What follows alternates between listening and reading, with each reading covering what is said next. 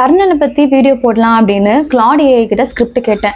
அதுக்கு கிளாட் என்ன சொன்னான்னு தெரியுமா? Let me right this properly, Karna deserves a powerful script. என்னன்னு தெரியல, இதை பார்த்தோன்னே ஒரு மாதிரி சந்தோஷமா சாட்டிஸ்ஃபைங்காக இருந்துச்சு அந்த டிசர்வ்ஸ் அப்படிங்கிற வார்த்தை கேட்டோடனே. ஏன்னா மகாபாரத்தில் எல்லாருமே தப்பு பண்ணாங்க, அவங்க தப்புக்கு ஏற்ற மாதிரி எல்லாருக்கும் தண்டனை கிடைச்சிது. கர்ணனுக்கும் அவர் தப்பு பண்ணுறதுக்கு ஏற்ற மாதிரி தண்டனை கிடைச்சிருக்கலாம். ஆனால் கர்ணன் அவர் வாழ்க்கை ஃபுல்லாக எதுக்காக போராடினாரோ, எதுக்காக கஷ்டப்பட்டாரோ அது அவர் கிடைக்கல. அக்செப்டன்ஸ், அங்கீகாரம் அப்படிங்கிறது அவர் கிடைக்கவே இல்லை.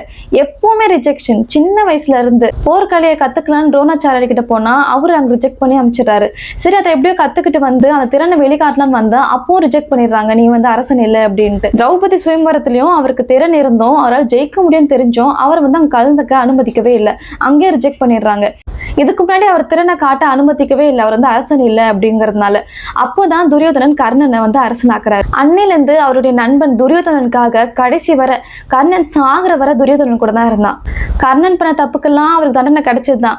ஆனா அவரு டிசர்வ் பண்ண ஒரு விஷயம் அவருக்கு கிடைக்கணும்ல, அது கிடைக்கலன்னா அது அன்ஃபேர் தானே. அவரோட அங்கீகாரத்துக்காக, அந்த அக்செப்டன்ஸ்க்காக தானே அவர் கஷ்டப்பட்டாரு.